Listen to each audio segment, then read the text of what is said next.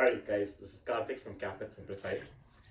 One question we get a lot from applicants is who are we? This video is about who we are. Let me first speak about Dr. Nourah and then let me talk a little bit about myself. Who is Dr. Nourah? Dr. Nourah is currently a student of Southern Illinois University pursuing her DMD degree in Illinois, which is a state right at the center in Midwest. She came originally from India, but was born earlier in Saudi Arabia. When in dental school, which she graduated in 2018, she wanted to come to the US. This was an aspiration that was set in her by her friends, and she set her sights on US, but she did not know exactly how to go about it. In her final year of dental school, in which people typically do their clinical rotations, she started researching and actively applying to clear her national board exams. Now, what's unique about Dr. Nourah is the fact that she completely had no support from family. As the story goes, with several students who applied, for her she had two choices. One was to end up hitched with some other person from her community and probably go to a country like the UAE or settle in India. Alternatively, she could have pursued just a professional program right after BDS, which is like MDS, and earned an average income of between 35,000 rupees and 1 lakh rupees per month if things are really, really good. She chose not to do any of those things, but pursue US in spite of the difficult circumstances that were at home. So she kind of did a crowdfunding initiative from a couple of her friends, gathering money in little bits, promising to pay them back eventually if she would get into school. She took a visa, a B1, B2 visa, which is a visitor's visa, and then flew to the US, stayed at a friend's house because she didn't have family here, and started applying for her national boards. She first was in Maryland, visited several independent clinics, and asked them for observership rotations. She did not know anyone in the US, and therefore it was very difficult for her to first muster the courage to walk into these dental clinics and ask them. Nevertheless, she persevered and she got her first clinical rotation. Outside of this, she had a pretty good profile. She had a 4-point GPA. She topped her university back in India, and she had gone to several student conferences, presenting papers and posters.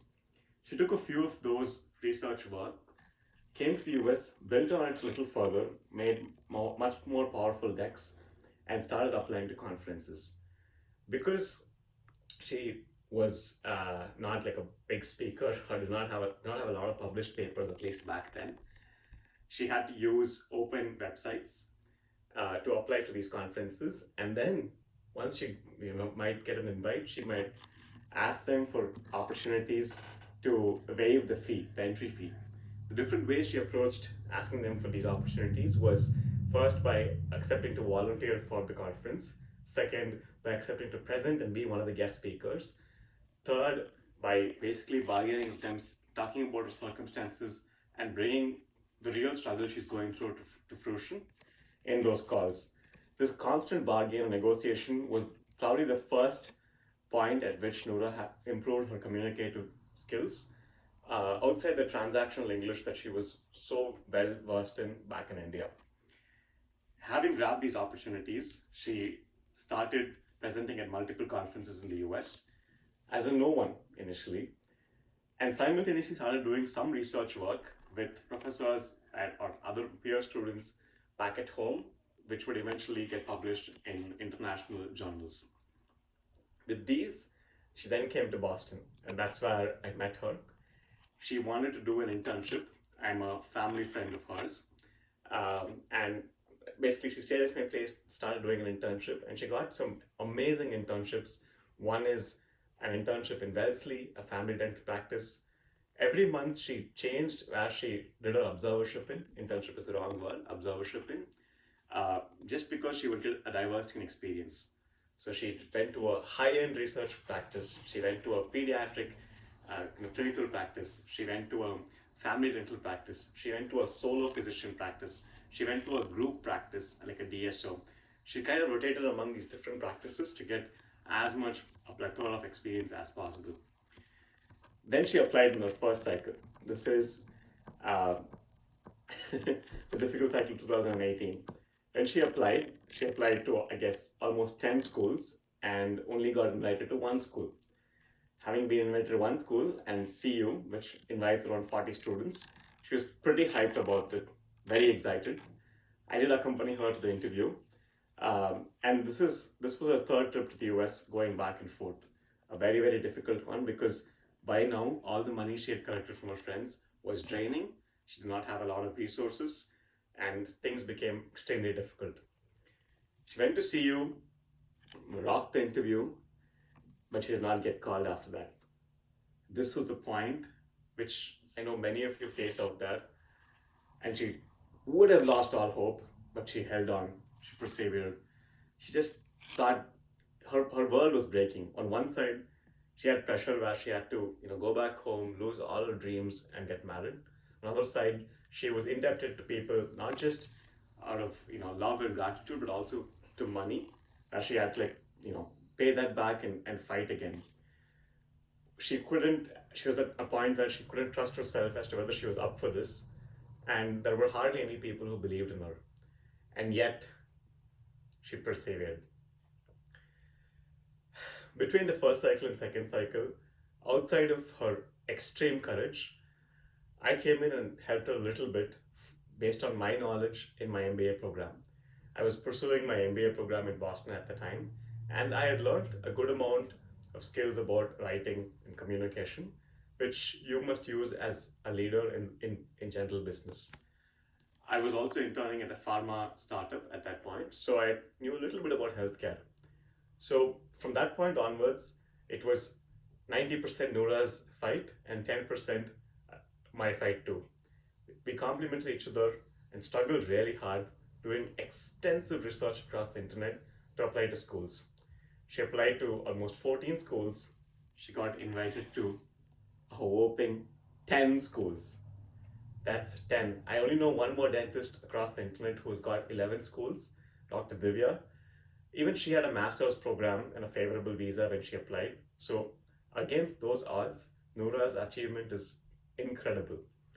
She got in, she went to one of the most difficult bench prep tests in the US at SIU and cracked that 7.5-hour arduous bench. They were so impressed with her that they gave her an early invite. In fact, they called her within a week and they said, "We want you." All of this effort towards the end, the success, came after 2 years of extreme struggle, 2 years of unspeakable moments, tears, hardship, questions from outside and questions to herself, a lack of trust and a fight to win over those losing moments. Sometimes when we hit rock bottom, the only way to go is up. That may not be the case for everyone, but it was for her. For her, she had no other choice but this one path, and she worked really hard. I am not a hard worker per se in life. I go with the flow and take life easy. But just watching her, I was so inspired that I wanted to help her out in whichever way I could. I think that's the beauty of hard work.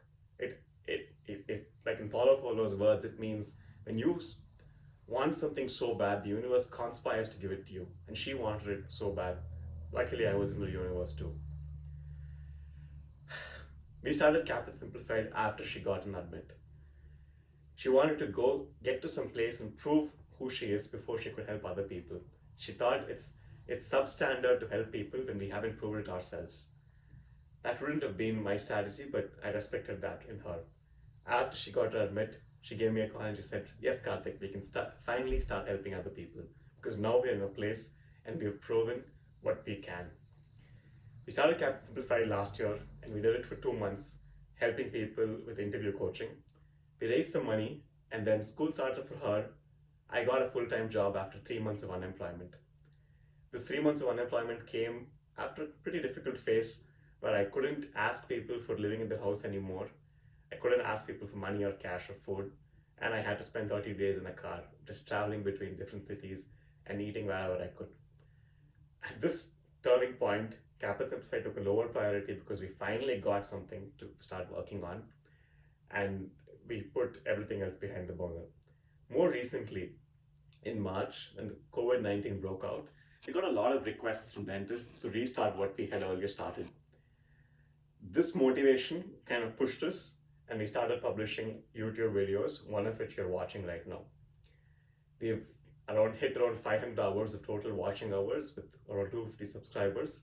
We have 500 subscribers to our inner circle Caapid Simplified website. And I'm sure by the time you see this video, this number is going to keep growing, and reach more and more students.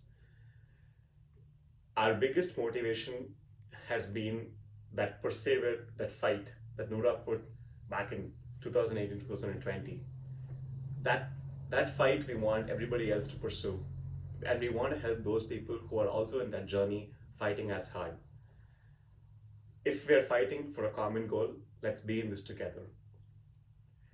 Thank you guys, and this is who we are, CAAPIDsimplified.com.